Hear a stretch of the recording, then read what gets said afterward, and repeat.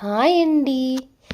మోమోస్కి చట్నీ లేకపోతే అస్సలు టేస్ట్ బాగోదు కదా. సో ఈరోజు స్పెషల్ వచ్చేసి ఆ మోమోస్ చట్నీ ఎలా చేయాలో చూసేద్దామా. ఇంకా మోమోస్ రెసిపీ మీకు కావాలంటే కింద ట్యాగ్ చేస్తున్నాను, చెక్అవుట్ చేయండి. ఇంకా ఛానల్ ఎవరైనా సబ్స్క్రైబ్ చేసుకోకపోతే సబ్స్క్రైబ్ చేసుకోండి.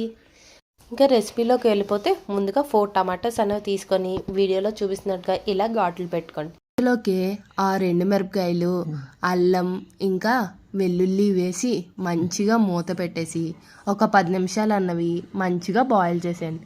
ఒక 10 మినిట్స్ తర్వాత మూత తీసి చూస్తే టమాటీలు అన్నవి మంచిగా మగ్గిపోయాయి అన్నమాట.